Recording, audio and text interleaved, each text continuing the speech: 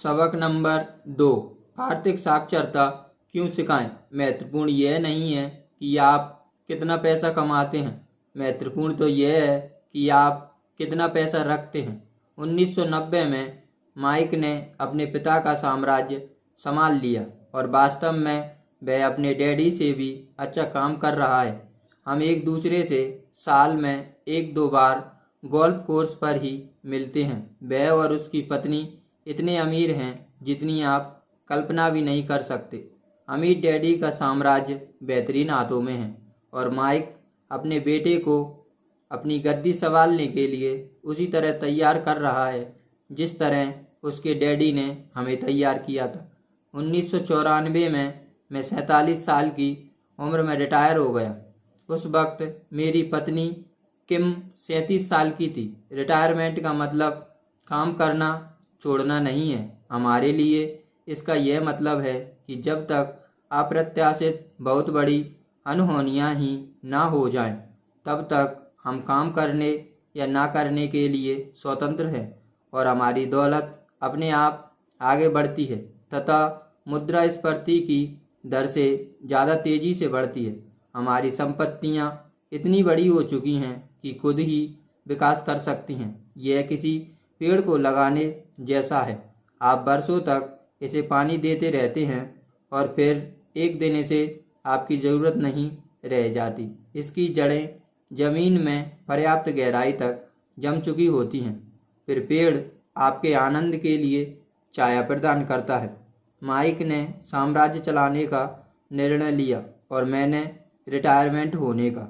जब भी मैं लोगों के समूह के सामने बोलता हूँ तो वे मुझसे अक्सर पूछते हैं कि मेरे हिसाब से उन्हें क्या करना चाहिए, मैं कैसे शुरू करूँ, क्या कोई ऐसी पुस्तक है जिसे पढ़ने की आप सलाह देंगे, मुझे अपने बच्चों को तैयार करने के लिए क्या करना चाहिए, कामयाबी का आपका रहस्य क्या है, मैं लाखों करोड़ों कैसे कमा सकता हूँ। जब भी मैं इसमें से कोई सवाल सुनता हूँ तो मुझे नीचे दी गई कहानी याद आ जाती है। सबसे अमीर व्यवसायी। 1923 में हमारे सबसे महान नेता और सबसे अमीर व्यवसायियों का समूह शिकागो के एजवाटर बीच होटल में मिला। उनके बीच चार्ल्स श्वाब थे जो सबसे बड़ी स्वतंत्र स्टील कंपनी के मुखिया थे। सैमुअल इंसुल थे जो संसार की सबसे बड़ी यूटिलिटी कंपनी के प्रेसिडेंट थे। हॉवर्ड हॉब्सन थे जो सबसे बड़ी गैस कंपनी के मुखिया थे। आइवर क्रूजर थे जो उस वक्त विश्व की सबसे बड़ी कंपनियों में से एक इंटरनेशनल मैच कंपनी के प्रेसिडेंट थे। लियोन फ्रेजियर थे जो बैंक ऑफ इंटरनेशनल सेटलमेंट के प्रेसिडेंट थे। रिचर्ड बिटनी थे जो न्यूयॉर्क स्टॉक एक्सचेंज के प्रेसिडेंट थे। आर्थर कॉटन और जिससे लिवरमोर थे जो शेयर बाजार के 2 दिग्गज साहसी खिलाड़ी थे। अल्बर्ट फॉल थे जो राष्ट्रपति हार्डिंग के कैबिनेट मंत्री थे। 25 साल बाद इनमें से 9 दिग्गजों के जीवन का अंत इस तरह हुआ। श्वाब 5 साल तक उधार के पैसों पर जिंदा रहने के बाद कंकाल मरे। इंसुल विदेश भूमि पर गरीबी की हालत में दिवंगत हुए और क्रूजर तथा कॉटन भी दिवालिया मरे। हॉब्सन पागल हो गए। बिटनी और अल्बर्ट फॉल को जेल से रिहा कर दिया गया और फ्रेजियर तथा लिवरमोर ने आत्महत्या कर ली। मुझे नहीं लगता कि कोई भी ठीक ठाक बता सकता है कि इन लोगों के साथ दरअसल क्या हुआ, लेकिन हम अनुमान लगा सकते हैं। अगर आप 1923 पर गौर करें तो आपको दिख जाएगा कि यह 1929 की शेयर बाजार की भारी गिरावट और महामंदी के ठीक पहले का समय था। मुझे लगता है कि इन दिनों घटनाओं का इन लोगों और इनके जीवन पर भारी असर पड़ा होगा। मुद्दे की बात यह है, ये लोग जिस युग में रहते थे आज हम उससे ज़्यादा बड़े और तीव्र परिवर्तन के दौर में रह रहे हैं। मुझे लगता है कि आने वाले सालों में कई उतार चढ़ाव आएंगे जो इन लोगों के युग में आए। उतार चढ़ाव जैसे ही होंगे, मुझे इस बात की चिंता है कि बहुत सारे लोगों का ध्यान पैसे पर तो बहुत ज़्यादा केंद्रित है, लेकिन अपनी सबसे बड़ी दौलत पर उनका जरा भी ध्यान नहीं है, जिसका नाम है शिक्षा। यदि लोग लचीला बनने, खुला दिमाग रखने और सीखने के लिए तैयार हो तो वे कठोर परिवर्तनों के बावजूद ज़्यादा अमीर बनेंगे। अगर वे सोचते हैं कि पैसा समस्याओं को सुलझा देगा तो उन्हें राह में काफ़ी मुश्किलें झेलनी होगी। बुद्धिमत्ता समस्याओं को सुलझाती है और पैसे बनाती है। वित्तीय बुद्धि के बिना पैसा जल्दी ही चला जाता है। अधिकतर लोगों को यह एहसास ही नहीं होता कि जीवन में महत्वपूर्ण यह नहीं है कि आप कितना ज़्यादा पैसा कमाते हैं, महत्वपूर्ण तो यह है कि आप कितना ज़्यादा पैसा अपने पास रख पाते हैं। हम सब ने लॉटरी जीतने वाले गरीब लोगों की कहानियाँ सुनी हैं, जो अचानक अमीर बन गए लेकिन कुछ समय बाद एक बार फिर गरीब हो गए। लॉटरी में उन्होंने लाखों करोड़ों डॉलर जीते, लेकिन वे जल्दी ही वहां लौट आए जहां से उन्होंने शुरुआत की थी। यह पेशेवर खिलाड़ियों की कहानियां जो 24 साल की उम्र में हर साल लाखों करोड़ों डॉलर कमाते हैं, लेकिन 10 साल बाद उन्हें मजबूरन किसी पुल के नीचे सोना पड़ता है। मुझे एक युवा बास्केटबॉल खिलाड़ी की कहानी याद है, जिसके पास एक साल पहले लाखों डॉलर थे। आज 29 साल की उम्र में वह दावा करता है कि उसके मित्रों, वकील और लेखापाल ने उसका पैसा हथिया लिया और वह न्यूनतम वेतन पर कार धोने वाली दुकान में काम करने के लिए मजबूर है। उसे कार धोने वाली दुकान से इसलिए निकाल दिया गया क्योंकि उसने कार पहुंचते समय अपनी चैंपियनशिप रिंग उतारने से इनकार कर दिया था। उसकी कहानी राष्ट्रीय खबरों में आई और वह नौकरी से निकालने के खिलाफ दावा ठोक रहा है तथा भेदभाव का आरोप लगा रहा है। उसका दावा है कि उसके पास बस अंगूठी ही बची है और अगर यह भी उतर गई तो वह अंदर से टूट जाएगा। मैं बहुत से लोगों को जानता हूँ जो तुरंत मिलियनर बन गए। हालांकि मुझे खुशी है कि कुछ लोग ज़्यादा अमीर बन गए हैं, लेकिन मैं उन्हें चेतावनी देता हूँ कि लंबे समय में यह ज़्यादा महत्वपूर्ण नहीं है कि आप कितना ज़्यादा पैसा कमाते हैं। महत्वपूर्ण तो यह है कि आप कितना पैसा अपने पास रख पाते हैं और इसे कितनी पीढ़ियों तक रखते हैं। तो जब लोग मुझसे पूछते हैं मैं कैसे शुरू करूं या मुझे बताएं कि फटाफट अमीर कैसे बना जा सकता है, तो मेरे जवाब से वे प्रायः बहुत निराश होते हैं। मैं बस उनसे वही कहता हूं जो अमीर डैडी ने मुझसे बचपन में कहा था, अगर तुम अमीर बनना चाहते हो तो तुम्हें वित्तीय दृष्टि से साक्षर बनने की ज़रूरत है। जब भी मैं अमीर डैडी के साथ होता था तो वे यह विचार हर बार मेरे दिमाग में टूंसते थे। जैसा मैंने कहा था, मेरे शिक्षित डैडी पुस्तक पढ़ने के महत्व पर जोर देते थे, जबकि मेरे अमीर डैडी वित्तीय साक्षरता में माहिर बनने की ज़रूरत पर जोर देते थे। अगर आप एम्पायर स्टेट बिल्डिंग बनाने जा रहे हैं तो आपको सबसे पहले तो यह करने की ज़रूरत है कि एक गहरा गड्ढा खोदें और मजबूत नींव डालें। अगर आप किसी उपनगरीय इलाके में घर बनाने जा रहे हैं तो आपको बस 6 इंच का कंक्रीट का स्लैब डालने की ज़रूरत है। अधिकतर लोग अमीर बनने की हसरत में 6 इंच के स्लैब पर एम्पायर स्टेट बिल्डिंग खड़ी करने की कोशिश कर रहे हैं। हमारा स्कूल तंत्र कृषि युग में बना था और आज भी यह बिना नींव वाले मकानों में यकीन करता है। कच्चा फर्श अब भी फैशन में है, इसलिए जब बच्चे स्कूल कॉलेज से निकलते हैं तो उनके पास लगभग कोई वित्तीय नींव नहीं होती है। एक दिन उपनगरीय मकान में जब उन्हें रात को नींद नहीं आती है और वे अमेरिकी सपने को देखते हुए गहरे कर्ज में डूब जाते हैं तो वे फैसला करते हैं कि पैसे की जो समस्या उनके सामने खड़ी है उनका जवाब फटाफट अमीर बनने का कोई तरीका खोजना है। इमारत बनने लगती है, यह तेजी से ऊपर जाती है और जल्द ही एम्पायर स्टेट बिल्डिंग के बजाय हमारे पास उपनगर की झुकी मीनार आ जाती है। उनकी रातों की नींद एक बार फिर उड़ जाती है। बड़े होने के बाद माइक और मेरे लिए दोनों ही विकल्प संभव थे, क्योंकि बचपन में ही हमारी वित्तीय बुनियाद मजबूत बना दी गई थी। अकाउंटिंग संभवतः संसार का सबसे पेचीदा और नीरस विषय है, लेकिन अगर आप लंबे समय तक अमीर बने रहना चाहते हैं तो यह शायद सबसे महत्वपूर्ण विषय है। अमीर डैडी के सामने सवाल यह था कि यह नीरस और जटिल विषय बच्चों को कैसे सिखाया जाए।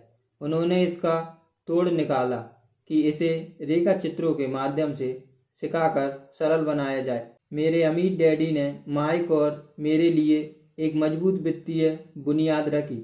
चूँकि हम बच्चे थे, इसलिए उन्होंने हमें सिखाने का एक सरल तरीका ईजाद किया। बरसों तक वे सिर्फ रेखा चित्र खींचते रहे और शब्दों का इस्तेमाल कम करते थे। माइक और मैं सरल रेखा चित्रों की मदद से आर्थिक शब्दावली तक पैसे के आगमन को समझते थे। कई साल बाद अमीर डैडी ने उन रेखा चित्रों में अंक जोड़ना शुरू किया।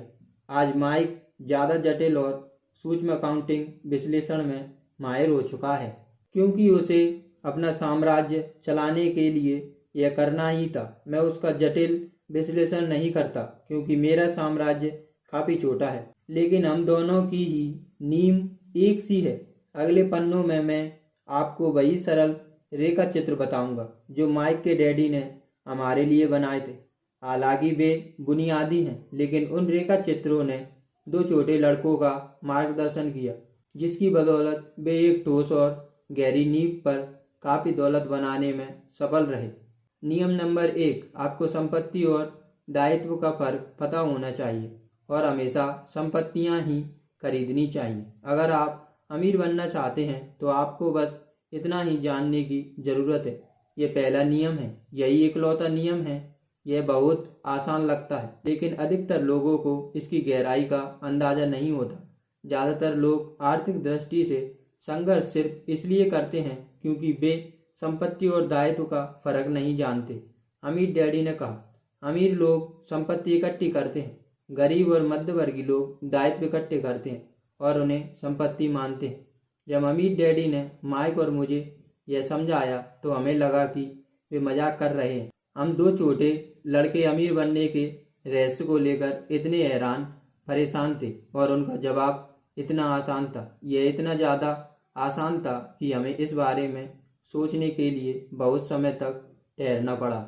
माइक ने पूछा, संपत्ति क्या होती है? उसके बारे में अभी चिंता मत करो, अमीर डैडी ने कहा। बस इस विचार को अपने दिमाग के अंदर घुसने दो। अगर तुम इस सरल नियम को समझ लोगे तो तुम्हारे जीवन की एक योजना होगी और तुम्हें जिंदगी भर पैसे की दिक्कत नहीं आएगी। यह बहुत आसान है, इसलिए लोग इस विचार को अनदेखा कर देते हैं। मैंने पूछा, आपका मतलब है कि हमें बस इतना ही जानने की ज़रूरत है कि संपत्ति क्या है और फिर हम उसे हासिल करें और इसके बाद हम अमीर बन जाएंगे? अमीर डैडी ने अपना सिर हिलाया। हाँ, यह इतना ही आसान है। मैंने पूछा, अगर यह इतना ही आसान है तो संसार का हर व्यक्ति अमीर क्यों नहीं बन पाता? अमीर डैडी मुस्कुराए, क्योंकि लोग संपत्ति और दायित्व के बीच फर्क नहीं जानते। मुझे याद है मैंने पूछा था, बड़े लोग इतनी बड़ी गलती कैसे कर सकते हैं? अगर यह इतना ही आसान है, अगर यह इतना ही महत्वपूर्ण है, तो हर कोई इस फर्क का पता क्यों नहीं लगाना चाहता? संपत्तियां और दायित्व क्या होते हैं, यह समझाने में अमीर डैडी को सिर्फ कुछ मिनट लगे। वयस्क होने के बाद मुझे यह दूसरे वयस्कों को समझाने में मुश्किल आती है। यह आसान विचार उन्हें समझ में नहीं आता क्योंकि उन्हें अलग तरीके से शिक्षित किया गया है। उन्हें दूसरे शिक्षित पेशेवरों ने पढ़ाया है, जैसे बैंकर्स, लेखापाल, रियल एस्टेट एजेंट, वित्तीय नियोजक आदि। मुश्किल तब आती है जब इन लोगों से सीखी बातों को भूलने या दोबारा बच्चे बनने को कहा जाता है। बुद्धिमान वयस्क अक्सर महसूस करता है कि आसान परिभाषाओं पर ध्यान देना खुद को नीचे गिराना है। अमीर डैडी किस कीप इट सिंपल स्टूपिड या कीप इट सुपर सिंपल सिद्धांत में यकीन करते थे, यानी इसे आसान रखो, मूर्खतापूर्ण रखो या इसे बेहद सरल रखो। इसलिए उन्होंने इसे हमारे लिए आसान बनाया, जिससे हमारी वित्तीय बुनियाद मजबूत बन गई। उलझन किस वजह से होती है? इतनी सरल चीज जटिल कैसे बन सकती है? कोई ऐसी संपत्ति क्यों खरीदता है जो दरअसल दायित्व है? इस सवाल का जवाब बुनियादी शिक्षा में पाया जाता है। हम वित्तीय साक्षरता पर नहीं, साक्षरता शब्द पर ध्यान केंद्रित करते हैं। कौन सी चीज़ संपत्ति है और कौन सी चीज़ दायित्व है, यह शब्दों से समझ नहीं आता। वास्तव में अगर आप सचमुच दुविधा में पढ़ना चाहते हो तो डिक्शनरी में संपत्ति और दायित्व की परिभाषा देख ले। मैं जानता हूँ कि वहाँ दी गई परिभाषाएं किसी प्रशिक्षित लेखापाल को अच्छी लग सकती हैं, लेकिन दिक्कत यह थी कि आम आदमी को उससे ज़्यादा कुछ समझ नहीं आता। लेकिन हम वयस्क लोग अक्सर यह मानने में अपनी तौहीन समझते हैं कि कोई चीज़ हमें समझ में नहीं आ रही है। हम छोटे लड़कों को अमीर डैडी ने समझाया था, संपत्ति को शब्दों से नहीं अंकों से परिभाषित किया जाता है, और अगर तुम अंक नहीं पढ़ सकते तो तुम्हें संपत्ति और ज़मीन में खुदे गड्ढे में कोई अंतर नज़र नहीं आएगा। अमीर डैडी कहते हैं अकाउंटिंग में महत्वपूर्ण अंक नहीं होते, बल्कि वह चीज़ होती है जो अंक आपको बता रहे हैं। यह शब्दों जैसा ही है।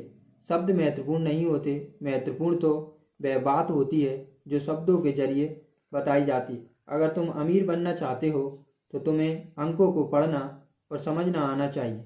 यह बात मैंने अपने अमीर डैडी से एक बार नहीं 1000 बार सुनी होगी। और मैंने यह भी सुना था अमीर लोग संपत्ति इकट्ठी करते हैं और गरीब तथा मध्यवर्गीय लोग दायित्व इकट्ठे करते हैं। संपत्ति और दायित्व के फर्क को इस तरह पहचाना जा सकता है। अधिकतर अकाउंटेंट्स और वित्तीय क्षेत्र के पेशेवर लोग इन परिभाषाओं से सहमत नहीं हैं, लेकिन ये आसान रेखा चित्र दो छोटे लड़कों की मजबूत वित्तीय नींव डालने में बड़े काम आते थे। यह एक संपत्ति का कैश फ्लो पैटर्न है। रेखा चित्र का ऊपरी हिस्सा इनकम स्टेटमेंट है, जिसे अक्सर प्रॉफिट एंड लॉस स्टेटमेंट कहा जाता है। यह आय और व्यय का ब्यौरा देता है, कितना पैसा अंदर आया और कितना पैसा बाहर गया। रेखा चित्र का निचला हिस्सा बैलेंस शीट है। इसका यह नाम इसलिए है क्योंकि माना जाता है कि संपत्तियां और दायित्वों को बराबर होना चाहिए।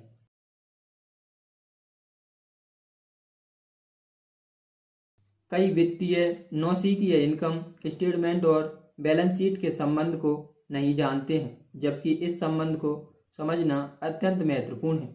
इसलिए जैसा मैंने पहले कहा था, मेरे अमीर डैडी ने दो छोटे लड़कों को आसान शब्दों में बताया, संपत्ति आपकी जेब में पैसे डालती है। अच्छी, सरल और उपयोगी परिभाषा। यह एक दायित्व का कैश फ्लो पैटर्न है।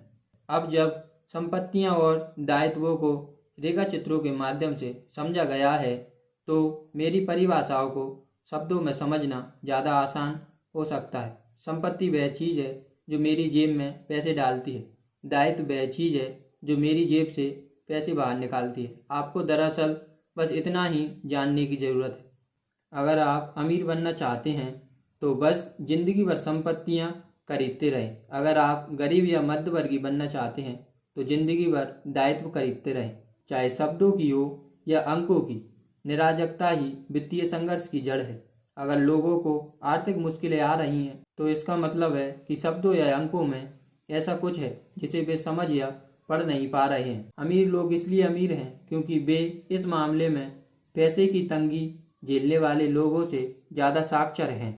इसलिए अगर आप अमीर बनना चाहते हैं और अपनी दौलत को कायम रखना चाहते हैं तो वित्तीय दृष्टि से साक्षर होना महत्वपूर्ण है, शब्दों में भी और अंकों में भी। रेखा चित्र में जो तीर लगे हैं वे नकदी के प्रवाह या कैश फ्लो की दिशा बताते हैं। सिर्फ अंकों से ही पूरी बात समझ में नहीं आती है। जिस तरह की संदर्भ के बाहर शब्दों का अर्थ गुम हो जाता है, महत्वपूर्ण तो वह कहानी है जो अंक या शब्द बता रहे हैं। किसी वित्तीय रिपोर्ट के अंकों को पढ़ना कहानी खोजने की तरह है। पैसा किस ओर जा रहा है, इस बात की कहानी 80% परिवारों की वित्तीय कहानी यह होती है कि वे आगे बढ़ने के लिए कठोर श्रम करते हैं। बहरहाल उनकी यह कोशिश बेकार जाती है क्योंकि वे अपना जीवन संपत्तियां खरीदने के बजाय दायित्व खरीदने में लगा देते हैं। यह एक गरीब व्यक्ति का कैश फ्लो पैटर्न है। इसे ध्यान से देखो, इसमें आपको क्या दिख रहा है। वीडियो को रोककर भी देख सकते हो। यह मध्य वर्ग के एक व्यक्ति का कैश फ्लो पैटर्न है। इसमें ध्यान से देखो कि आपको क्या दिख रहा है। आप वीडियो को रोककर देख सकते हो और समझ सकते हो। यह एक दौलतमंद आदमी का कैश फ्लो पैटर्न है जिसे आपको जरूर देखना चाहिए। जाहिर है इन सभी रेखा चित्रों को कुछ ज़्यादा ही सरल बनाया गया है। हर एक को जिंदा रहने के लिए बहुत से बाकी खर्च करने पड़ते हैं। हम सभी को रोटी, कपड़े और मकान की ज़रूरत होती है। ये रेखा चित्र बताते हैं कि गरीब, मध्यवर्गीय और अमीर आदमियों के जीवन में पैसा किधर से आता है और किधर जाता है। कैश फ्लो ही यह कहानी बताता है कि कोई व्यक्ति अपने पैसे को कैसे संभालता है। मैंने यह अध्याय अमेरिका के सबसे अमीर लोगों से शुरू किया था। इसके पीछे उद्देश्य यह था कि मैं लोगों की इस आम सोच को गलत साबित करूं कि पैसा सारी समस्याओं को सुलझा देता है। इसलिए मैं शहर जाता हूं। जब भी लोग मुझसे पूछते हैं कि फटाफट अमीर कैसे बना जाए या उन्हें कहां से शुरू करना चाहिए, मैं अक्सर सुनता हूं, मैं कर्ज में हूं इसलिए मुझे ज़्यादा पैसे कमाने हैं। लेकिन ज़्यादा पैसों से समस्या नहीं सुलझती है। वास्तव में इससे समस्या बढ़ सकती है। पैसा अक्सर हमारी दुखद इंसानी कमजोरियों व खामियों को उजागर कर देता है और हमारे ऐसे पहलुओं पर रोशनी डालता है जिससे हम अनजान रहते हैं। इसलिए जब किसी व्यक्ति को अचानक भारी दौलत मिल जाती है, मान लें विरासत, भारी वेतन वृद्धि या लॉटरी के कारण, तो बहुधा जल्दी ही वह पहले जैसे या उससे भी बुरे वित्तीय झमेले में पहुंच जाता है। पैसा सिर्फ आपके दिमाग में चल रहे कैश फ्लो पैटर्न को ज़्यादा उजागर करता है। अगर आपका पैटर्न पूरी कमाई को खर्च करना है तो संभावना इस बात की है कि आपकी आमदनी बढ़ने पर आपके खर्च भी बढ़ जाएंगे। इसलिए यह कहावत बनी है, मूर्ख और उसका पैसा एक बड़ा जश्न है। मैंने कई बार कहा है कि हम स्कूली और पेशेवर योग्यताएं हासिल करने के लिए स्कूल जाते हैं। निश्चित रूप से ये दोनों ही महत्वपूर्ण हैं। अपनी पेशेवर योग्यताओं से ही हम पैसे कमाना सीखते हैं। 1960 के दशक में मैं हाई स्कूल में था। तब अगर कोई पढ़ने में होशियार होता था तो यह माना जाता था कि वह होनहार विद्यार्थी आगे चलकर डॉक्टर बनेगा, क्योंकि इसी पेशे में सबसे ज़्यादा पैसे का वादा नज़र आता था।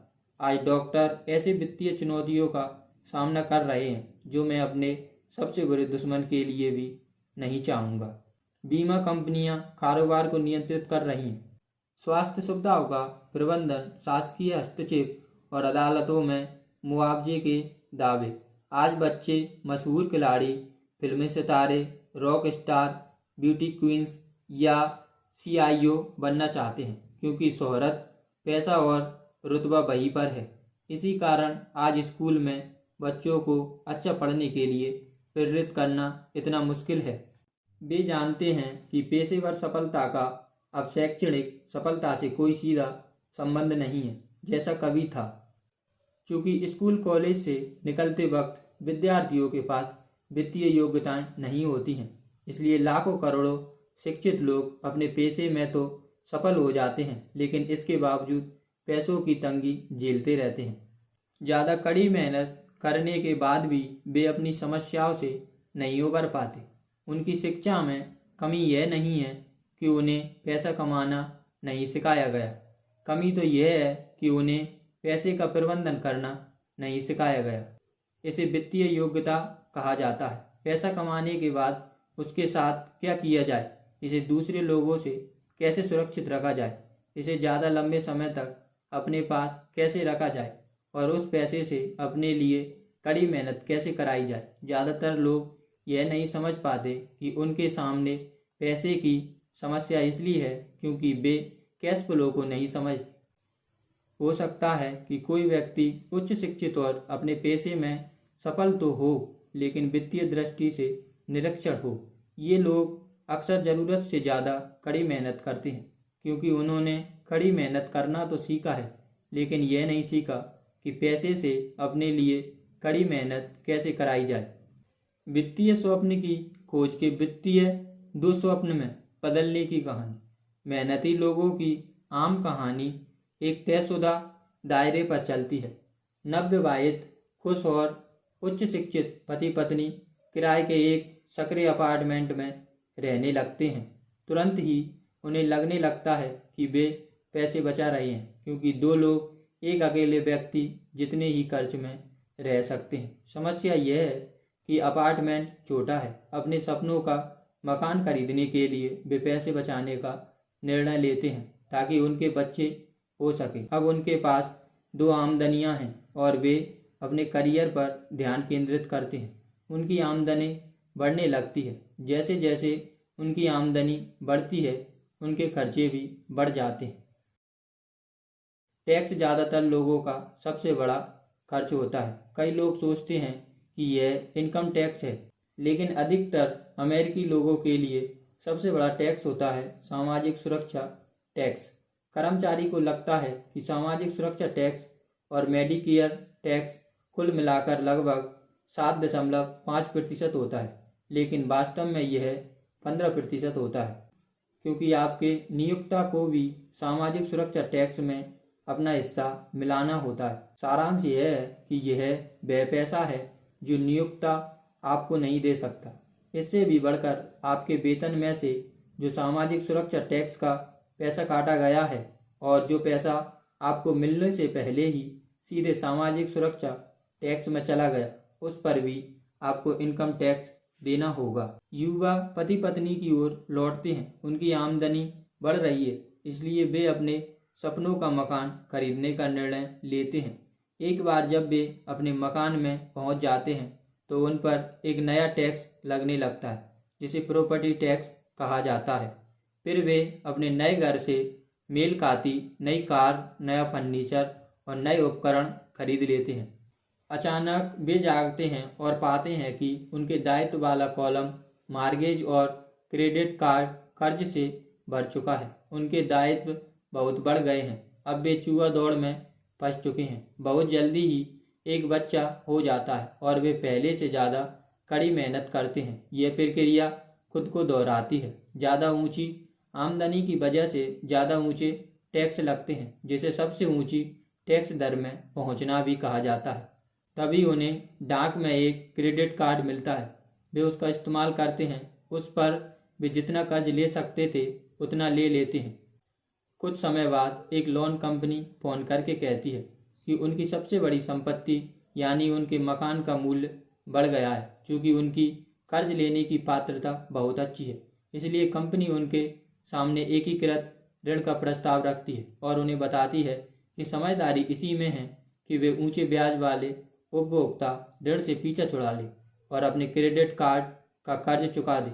इसके अलावा वे मकान के कर्ज पर जो ब्याज लेंगे उस पर उन्हें टैक्स में छूट मिलेगी। वे मान जाते हैं और ऊंची ब्याज दरों वाले क्रेडिट कार्ड्स का भुगतान कर लेते हैं। अब वे राहत की सांस लेते हैं। उन्होंने क्रेडिट कार्ड का हिसाब साफ कर दिया है। उन्होंने अब अपने उपभोक्ता ऋण को होम मॉर्गेज में बदल लिया है। उनकी किस्तें कम हो जाती हैं क्योंकि वे अपने कर्ज की अवधि को बढ़ाकर 30 साल कर लेते हैं। यही चतुराई भरा तरीका है। उनका पड़ोसी उन्हें खरीदारी पर चलने के लिए आमंत्रित करता है। मेमोरियल डे की सेल लगी हुई है।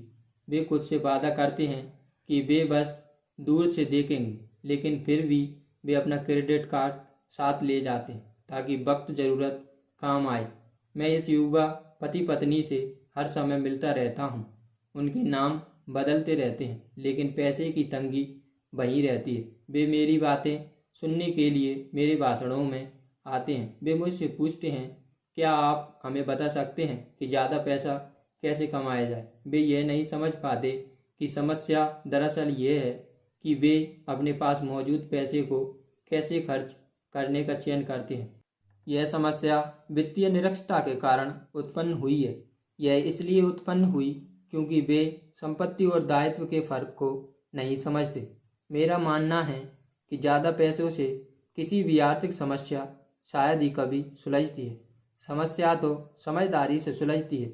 मेरा मित्र कर्ज में फंसे लोगों से बार बार एक ही बात कहता है, अगर तुम्हें लगता है कि तुमने खोद खोद कर खुद को गड्ढे में फंसा लिया है तो खोदना बंद कर दो। बचपन में मेरे डैडी अक्सर हमसे कहते थे कि जापानी 3 शक्तियों को महत्वपूर्ण मानते थे, तलवार की शक्ति, रत्न की शक्ति और दर्पण की शक्ति। तलवार हथियारों की शक्ति का प्रतीक है। अमेरिका ने हथियारों पर ट्रिलियनों डॉलर खर्च किए हैं और इसी वजह से वह आज संसार के सबसे शक्तिशाली देशों में से एक है। रत्न पैसे की शक्ति का प्रतीक है। इस कहावत में कुछ सच्चाई है। स्वर्णिम नियम याद रखो, जिसके पास स्वर्ण है वही नियम बनाता है। दर्पण आत्मज्ञान की शक्ति का प्रतीक है। जापानी किंवदंती के अनुसार आत्मज्ञान को इन तीनों शक्तियों से सर्वाधिक मूल्यवान माना जाता है। गरीब और मध्यवर्गीय लोग अक्सर पैसे की शक्ति को खुद पर हावी होने देते हैं। वे सुबह उठकर कड़ी मेहनत वाली नौकरी करने चले जाते हैं और खुद से यह नहीं पूछते कि क्या ऐसा करने में समझदारी है। हर सुबह नौकरी करने जाकर वे दरअसल अपने ही पैर पर कुल्हाड़ी मार रहे हैं। पैसे की पूरी समझ न होने से बहुसंख्यक लोग पैसे की प्रबल शक्ति को यह इजाज़त दे देते हैं कि वह उन्हें नियंत्रित कर ले। अगर वे दर्पण की शक्ति का इस्तेमाल करते तो वे खुद से यह सवाल पूछते, क्या इसमें समझदारी नज़र आती है। अक्सर अपनी आंतरिक समझदारी, अपने भीतर की प्रतिभा पर भरोसा करने के बजाय ज़्यादातर लोग भीड़ के साथ साथ चलने लगते हैं। वे वही करते हैं जो बाकी सभी लोग करते हैं। सवाल पूछने के बजाय वे अनुसरण करते हैं। अक्सर वे परवाह नहीं करते हुए वही दोहराते हैं जो उन्हें बताया गया। डाइवर्सिफाई करो, अपने धन का निवेश अलग अलग जगह करो। आपका मकान एक संपत्ति है। आपका मकान आपका सबसे बड़ा निवेश है। अधिक कर्ज लेने पर आपको टैक्स से ज़्यादा छूट मिलती है। सुरक्षित नौकरी खोजो, गलतियां मत करो, जोखिम मत लो। कहा जाता है कि श्रोता समूह के सामने बोलने का डर ज़्यादातर लोगों को मौत के डर से भी ज़्यादा भयानक लगता है। मनोरोग चिकित्सक कहते हैं कि लोग सार्वजनिक मंच पर बोलने से इसलिए कतराते हैं क्योंकि उन्हें डर होता है कि उनकी बुराई होगी, लोग बाग उनकी हंसी उड़ाएंगे, वे अकेले रह जाएंगे, सबसे कट जाएंगे और बिरादरी से अलग थलग कर दिए जाएंगे। अलग होने या अकेले रह जाने का डर ज़्यादातर लोगों को अपनी समस्याएं सुलझाने के नए तरीके खोजने से रोकता है। मेरे शिक्षित डैडी कहते थे कि जापानी दर्पण की शक्ति को सबसे ज़्यादा मूल्यवान इसलिए मानते हैं क्योंकि इसके अंदर देखने पर ही हमें सच्चाई पता चलती है। डर ही वह मुख्य कारण है जिसकी वजह से लोग कहते हैं इसे सुरक्षित तरीके से खेलो। यह हर चीज़ के बारे में सच है, चाहे वह खेल हो, संबंध हो, करियर हो या पैसा हो। इसी सामाजिक बहिष्कार के डर की वजह से लोग आम स्वीकृत मान्यता या लोकप्रिय प्रवृत्तियों पर सवाल नहीं करते हैं और चुपचाप उनका अनुसरण करते हैं। आपका मकान एक संपत्ति है। एकीकृत कर्ज लेकर उपभोक्ता ऋण से बाहर निकल जाओ। ज़्यादा कड़ी मेहनत करो।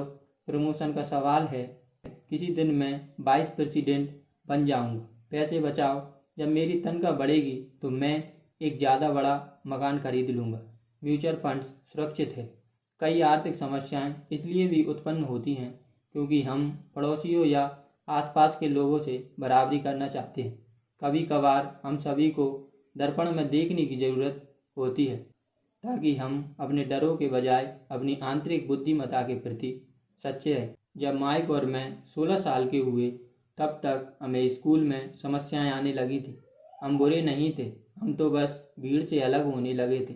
हम स्कूल के बाद और वीकेंड पर माइक के डैडी के लिए काम करते थे। माइक और मैं अक्सर काम के बाद उसके डैडी के साथ एक टेबल पर घंटों बैठा करते थे जहां वे अपने बैंकर्स, वकीलों, अकाउंटेंट, ब्रोकर्स, निवेशकों, मैनेजर्स और कर्मचारियों के साथ मीटिंग करते थे।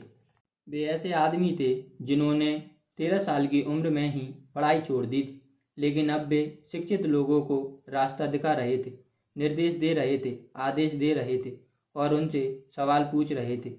वे सब अमीर डैडी की एक आवाज़ पर दौड़े चले आते थे और उनके अप्रसन्नता व्यक्त करने पर सहम जाते थे। वे एक ऐसे आदमी थे जो कभी भीड़ के साथ नहीं चले। वे एक ऐसे आदमी थे जिन्होंने खुद के दम पर सोचा और वे इन शब्दों से चिढ़ जाते थे, हमें इसे इस तरह इसलिए करना चाहिए क्योंकि सभी लोग इसे इसी तरह करते हैं। वे नहीं कर सकता शब्दों से भी नफरत करते थे। अगर आप उनसे कोई काम कराना चाहते थे तो बस इतना कहना ही काफ़ी था, मुझे लगता है कि आप यह नहीं कर सकते। माइक और मैंने उनकी मीटिंग में बैठकर जितना कुछ सीखा उतना हमने स्कूल के सारे वर्षों में कभी नहीं सीखा, कॉलेज में भी नहीं। माइक के डैडी के पास किताबी ज्ञान नहीं था, लेकिन वे वित्तीय रूप से शिक्षित थे और इस कारण सफल भी थे। उन्होंने हमसे बार बार कहा, एक बुद्धिमान व्यक्ति अपने से ज़्यादा बुद्धिमान लोगों को नौकरी पर रख लेता है। इसलिए माइक और मुझे बुद्धिमान लोगों की बातें घंटों तक सुनने और सीखने का लाभ मिला। लेकिन इसकी वजह से माइक और मैं उस प्रचलित सामाजिक मान्यता के साथ नहीं चल पाए जो हमारे शिक्षित डैडी सिखाते थे। इस कारण कई समस्याएं खड़ी हो गई। जब भी टीचर कहते थे, अगर तुम्हें अच्छे ग्रेड नहीं मिलते हैं तो तुम बाहर की दुनिया में अच्छा प्रदर्शन नहीं कर सकते, तो माइक और मैं बस अपनी भौहें चढ़ा लेते थे। जब हमें घिसे पिटे टर्रे का अनुसरण करने और नियमों का अक्षरशः पालन करने को कहा जाता था, तो हम देख सकते थे कि स्कूल किस तरह रचनात्मकता को हतोत्साहित करता है। हम अमीर डैडी की इस बात का मतलब समझने लगे थे कि स्कूल इस तरह बनाए गए हैं ताकि अच्छे मालिक नहीं, अच्छे कर्मचारी तैयार हो सके। कभी कभार माइक या मैं टीचर से पूछते थे कि हम जो पढ़ रहे हैं उसकी असली ज़िंदगी में क्या उपयोगिता है, या हमें धन और इसकी कार्यशैली के बारे में क्यों नहीं पढ़ाया जाता। बाद वाले सवाल का हमें प्राय यह जवाब मिलता था कि पैसा महत्वपूर्ण नहीं है, और अगर हम अच्छी तरह पढ़ाई करेंगे तो पैसा अपने आप मिलने लगेगा। पैसे की शक्ति के बारे में हम जितना ज़्यादा जानते थे, हम अपने शिक्षकों और सहपाठियों से उतने ही दूर होते जाते थे। मेरे उच्च शिक्षित डैडी ने कभी मेरे ग्रेड्स पर नाराज़गी व्यक्त नहीं की, लेकिन हमारे बीच पैसों के बारे में वाद विवाद होने लगे। जब मैं 16 साल का हुआ तब तक मेरी वित्तीय बुनियाद मेरे मम्मी डैडी से कहीं बेहतर हो गई थी। मैं बही खाते बना सकता था और टैक्स, अकाउंटेंट, कंपनी के वकीलों, ब्रोकर्स, रियल एस्टेट ब्रोकर्स, निवेशों आदि की बातें सुनता था। इसके विपरीत मेरे डैडी दूसरे शिक्षकों से बातें करते थे। एक दिन मेरे डैडी ने मुझे बताया कि हमारा मकान उनकी सबसे बड़ी संपत्ति था। इस बात से एक अप्रिय बहस छिड़ गई जब मैंने उन्हें दिखाया कि मेरे हिसाब से मकान अच्छा निवेश क्यों नहीं था। ऊपर दिया रेखा चित्र अपने अपने मकान के बारे में मेरे अमीर डैडी और गरीब डैडी के बीच की अलग अलग अनुभूतियों को दर्शाता है। एक डैडी सोचते थे कि उनका मकान संपत्ति है, जबकि दूसरे डैडी सोचते थे कि यह दायित्व है। मुझे याद है कि मैंने नीचे दिए गए रेखा चित्र बनाकर अपने डैडी को कैश फ्लो की दिशा दिखाने की कोशिश की थी। मैंने उन्हें यह भी बताया था कि मकान मालिक बनने के साथ ही मकान से जुड़े दिगर खर्च भी बढ़ जाते हैं। ज़्यादा बड़े मकान का अर्थ था ज़्यादा बड़े खर्च, और इसका मतलब यह था कैश फ्लो व्यय वाले कॉलम से होकर बाहर चला जाता था। आज भी लोग मेरे इस कथन को चुनौती देते हैं कि मकान संपत्ति नहीं है। मैं जानता हूँ कि खुद का मकान कई लोगों का सपना होता है और उनका सबसे बड़ा निवेश भी, और अपने मकान का मालिक बनना कुछ नहीं से बेहतर है। मैं तो बस इस लोकप्रिय मान्यता को देखने का एक वैकल्पिक तरीका सुझाना चाहता हूँ। अगर मेरी पत्नी और मैं एक ज़्यादा शानदार मकान खरीदते हैं तो हम जानते हैं कि यह संपत्ति नहीं होगी, यह एक दायित्व होगा, क्योंकि यह हमारी जेब से पैसा निकालेगा। तो यहाँ वह तर्क है जो मैं देता हूँ। वास्तव में मुझे उम्मीद नहीं है कि ज़्यादातर लोग इससे सहमत होंगे, क्योंकि आपका मकान एक भावनात्मक चीज़ है, और जब पैसे की बात आती है तो ज़्यादा भावनाएं रहने पर वित्तीय बुद्धि प्रवाह कम हो जाती है। मैं अपने खुद के तजुर्बे से जानता हूँ कि पैसा हर निर्णय को भावनात्मक बना देता है। संक्षेप में, निवेश पोर्टफोलियो शुरू करने के बजाय एक बहुत महंगे मकान का मालिक बनने का निर्णय किसी व्यक्ति पर नीचे दिए गए कम से कम 3 तरीकों से असर डालता है। नंबर 1, समय की क्षति, जिस दौरान दूसरी संपत्तियों का मूल्य बढ़ सकता था। नंबर 2, अतिरिक्त पूंजी की क्षति, जिसका दोबारा निवेश किया जा सकता था, जबकि मकान खरीदने के बाद आपको उससे सीधे जुड़े बहुत से खर्चे उठाने पड़ते हैं। नंबर 3, शिक्षा की क्षति, अक्सर लोग अपने मकान, बचत और रिटायरमेंट योजनाओं को ही अपनी संपत्ति वाले कॉलम में रखते हैं, क्योंकि उनके पास निवेश करने के लिए पैसा नहीं होता, इसलिए वे निवेश करते ही नहीं। इस वजह से उन्हें निवेश का अनुभव कभी नहीं मिल पाता।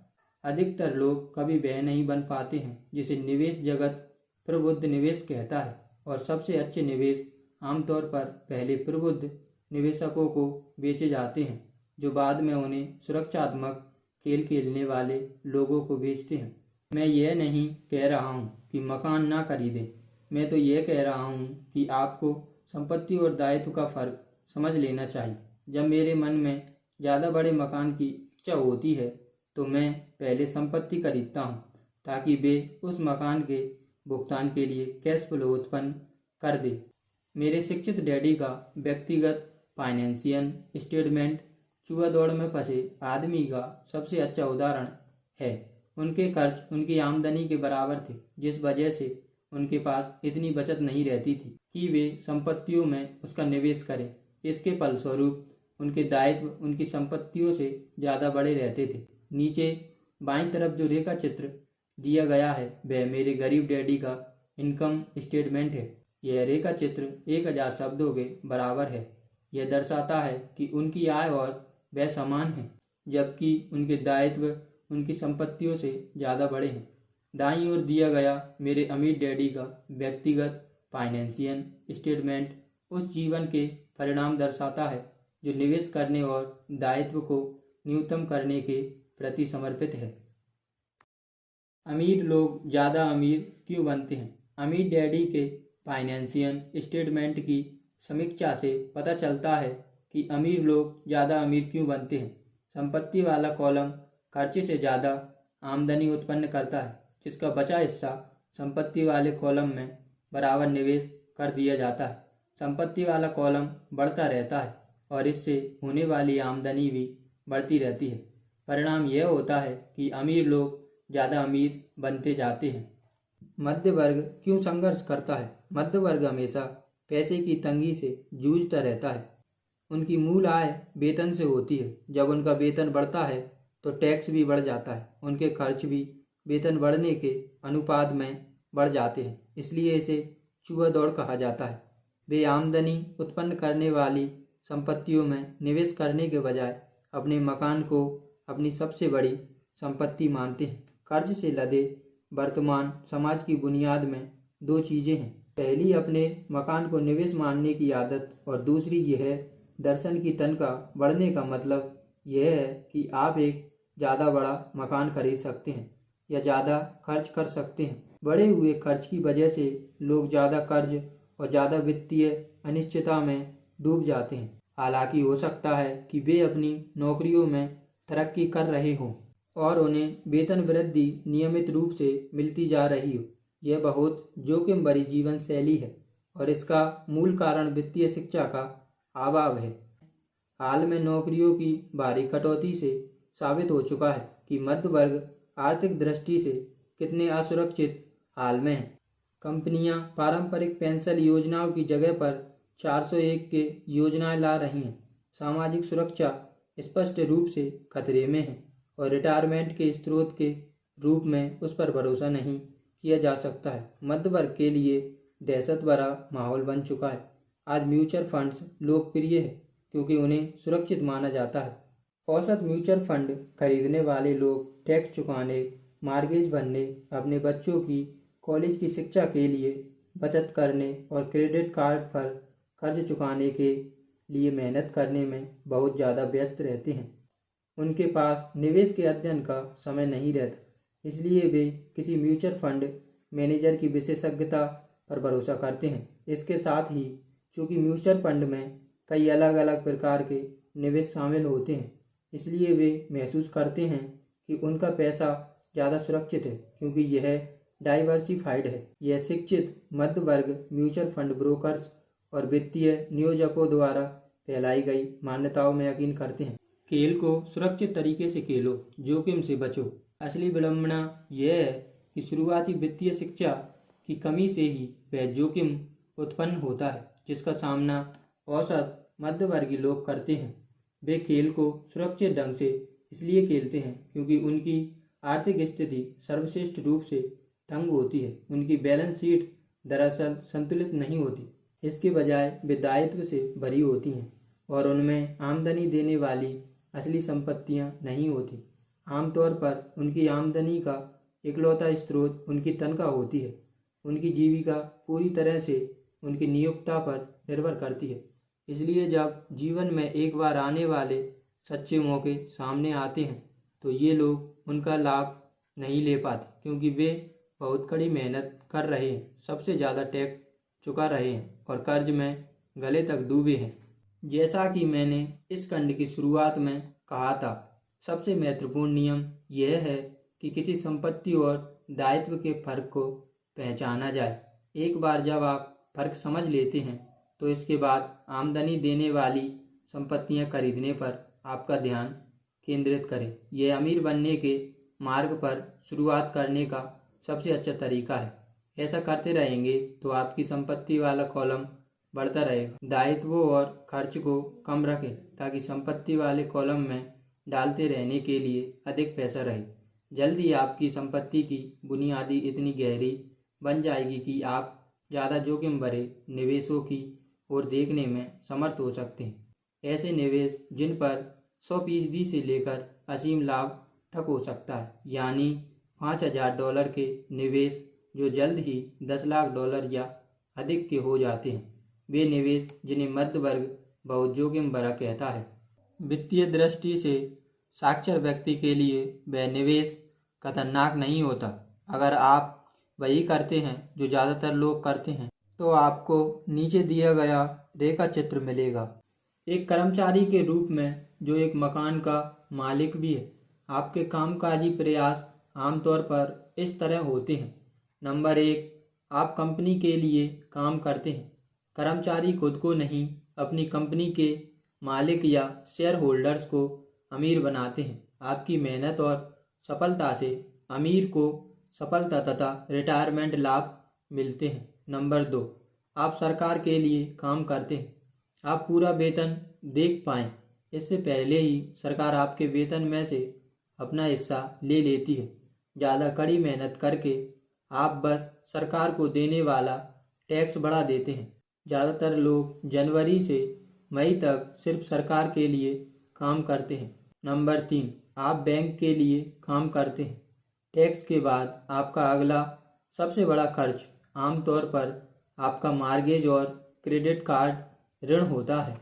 सिर्फ ज़्यादा कड़ी मेहनत करने के साथ समस्या यह है कि इन तीनों, कंपनी, सरकार और बैंक में से प्रत्येक आपकी ज़्यादा मेहनत का ज़्यादा बड़ा हिस्सा लेता है।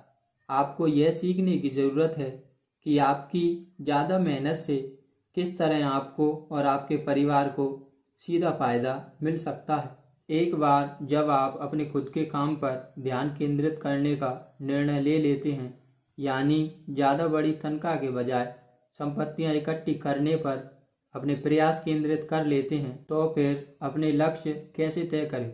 अधिकतर लोगों को अपनी नौकरी करनी होगी और संपत्तियां इकट्ठी करने के लिए अपने वेतन पर भरोसा करना होगा। जब उनकी संपत्तियां बढ़ती हैं तो वे अपनी सफलता का आकलन कैसे करें। किसी को यह कैसे पता चले कि अब वे अमीर हैं या अब उनके पास दौलत है। संपत्तियों और दायित्व की परिभाषा के साथ साथ दौलत की भी मेरी अपनी परिभाषा है। दरअसल मैंने इसे आर बकमिनिस्टर खुलर से उधार लिया है। कुछ लोग उन्हें नीम हकीम कहते हैं और बाकी उन्हें प्रतिभाशाली कहते हैं। वर्षों पहले उन्होंने जियोडेसिक डोम के पेटेंट के लिए आवेदन देकर आर्कियोटेक्सस को हैरान कर दिया था। उस आवेदन में फुलर ने दौलत के बारे में भी कुछ कहा था। पहली बार पढ़ने पर मुझे इसका मतलब समझ नहीं आया, लेकिन कई बार पढ़ने के बाद मतलब समझ में आने लगा। दौलत इंसान की आगे कितने दिनों तक जिंदा बचे रहने की योग्यता है, यानी अगर मैं आज काम करना छोड़ दूं तो मैं कितने लंबे समय तक जिंदा रह सकता हूं। यह नेटवर्थ से भिन्न है, जो आपकी संपत्ति और दायित्वों के बीच का अंतर है। नेटवर्थ में अक्सर किसी व्यक्ति के महंगे बेकार सामान भरे होते हैं और उन सभी का परिकल्पित मूल्य जोड़ लिया जाता है। फुलर की परिभाषा से आपको आकलन का सचमुच सटीक पैमाना मिल जाता है। अब मैं हिसाब लगा सकता था और जान सकता था कि आर्थिक दृष्टि से आत्मनिर्भर बनने के अपने लक्ष्य के संदर्भ में मेरी स्थिति क्या थी। नेटवर्थ में अक्सर ऐसी संपत्तियां भी आ जाती हैं जिनसे आमदनी नहीं होती, जैसे वह चीज़ जिसे आपने खरीदा था और जो अब आपके गैरेज में खड़ी है।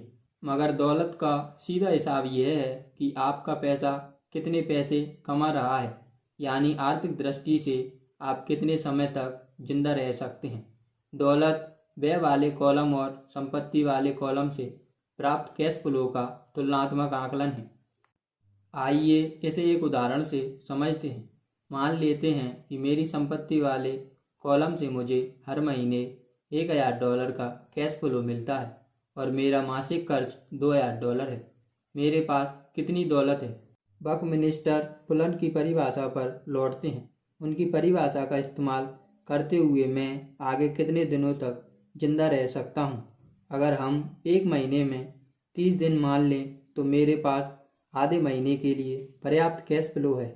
जब मुझे अपनी संपत्तियों से $2000 मासिक कैश फ्लो मिलने लगेगा तो मैं दौलतमंद बन जाऊंगा। हालांकि मैं अब तक अमीर नहीं बन पाया हूँ, लेकिन दौलतमंद जरूर बन जाऊंगा। हर महीने मेरी संपत्तियों से मुझे इतनी आमदनी मिलती है कि मेरा महीने का खर्च आराम से चल जाता है। अगर मैं अपने खर्च बढ़ाना चाहता हूँ तो दौलत के इसी स्तर को कायम रखने के लिए पहले मुझे अपना कैश फ्लो बढ़ाना होगा। यह भी ध्यान दें कि इस बिंदु पर मैं अपने वेतन पर निर्भर नहीं। मैंने संपत्ति वाले कॉलम को बनाने पर ध्यान केंद्रित किया है और इसमें सफल रहा हूँ, जिसकी बदौलत मैं आर्थिक दृष्टि से स्वतंत्र हो चुका हूँ। अगर मैं आज कुछ भी ना करूँ तब भी मेरी संपत्तियों से इतना कैश फ्लो आता रहेगा कि मेरा मासिक खर्च आसानी से चलता रहेगा। मेरा अगला लक्ष्य यह होगा कि मेरी संपत्तियों से प्राप्त कैश फ्लो का जो हिस्सा महीने के अंत में बच जाता है उसे दोबारा संपत्ति वाले कॉलम में निवेश कर दूं। मेरे संपत्ति वाले कॉलम में जितना ज़्यादा पैसा जाएगा, संपत्ति वाला कॉलम उतना ही ज़्यादा बढ़ेगा। मेरी संपत्तियां जितनी ज़्यादा बढ़ेंगी, उनसे मिलने वाला कैश फ्लो भी उतना ही ज़्यादा बढ़ेगा। और जब तक मैं अपने खर्च को इन संपत्तियों से मिलने वाले कैश फ्लो से कम रखता हूँ, तब तक मैं ज़्यादा दौलतमंद बनता रहूँगा। ध्यान देने वाली बात यह है कि मेरी आमदनी शारीरिक मेहनत से नहीं बल्कि दूसरे जरियों से हो रही है। जब तक पुनर्निवेश की यह प्रक्रिया जारी रहती है, तब तक मैं अमीर बनने की राह पर अच्छी तरह चल रहा हूँ। बस इस सरल सबक को याद रखें। तो मैं अपने खुद के बिजनेस पर ध्यान केंद्रित करना कैसे शुरू करूँ? जवाब क्या है? अगले अध्याय में मैकडोनाल्ड्स के संस्थापक की बात सुने। और अंत में मैं कहना चाहूँगा, अमीर लोग संपत्तियाँ खरीदते हैं, गरीब लोग सिर्फ खर्च करते हैं। मध्यवर्गीय लोग दायित्व खरीदते हैं लेकिन सोचते हैं कि वे संपत्तियाँ खरीद रहे हैं।